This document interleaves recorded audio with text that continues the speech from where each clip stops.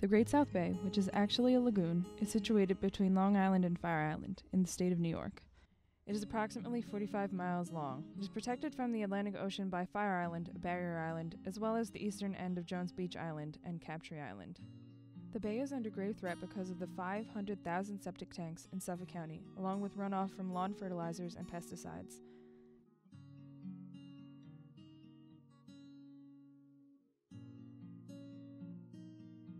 What we have is all the septic tanks, the 500,000 septic tanks on Long Island seeping down into our groundwater.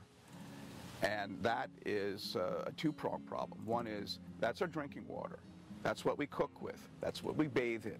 At the same time, that groundwater is seeping ever more towards our bays, maybe a couple of feet a year, but before you know it, after 40 years, what was in your septic tank is now in the bay.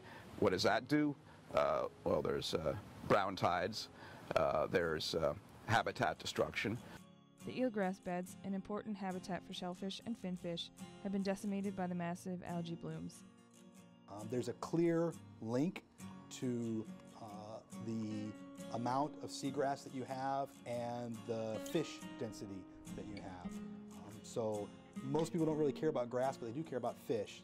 At one time, the Great South Bay produced over 50% of hard-shell clams eaten in the United States, with 6,500 clammers working in the bay. There is now 1% of the yield that there was in 1976. An industry collapsed, and the South Shore community suffered greatly. In 1976, 40% of the bay water was filtered by clams themselves. Without clams to filter the water, the quality of the bay began to decline.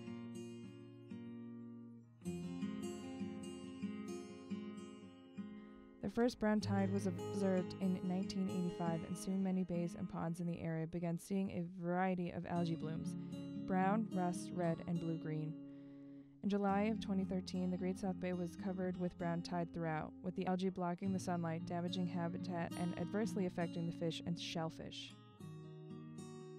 Brown tide in turning the water rust-colored, you don't have the sunlight getting down to the bottom, so the plants can't survive because they need sunlight for survival. So they start to die off.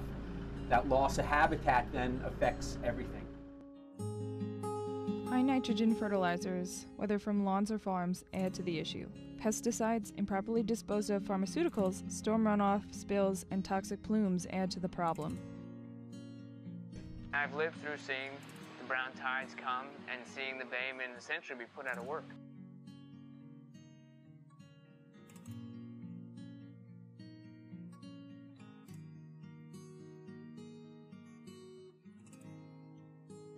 In the late 19th century, Great South Bay provided many of the clams consumed throughout the region and even the country. The first oysters to be exported from the U.S. to Europe came from the Great South Bay. By the latter 20th century, a significant percentage of the habitat was lost and the clam population was dramatically reduced, devastating the neighboring communities that depended on it. In the 19th century, thousands of baymen worked the waters of the Great South Bay. Now only a scant few can be seen.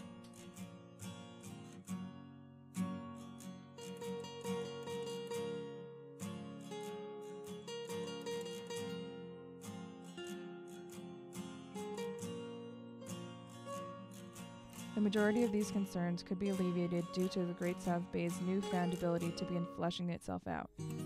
Recently, the largest storm on record since 1938, Hurricane Sandy made landfall with devastating impact to Fire Island seashores, including multiple breaches, the largest forming just south of Belport, Long Island.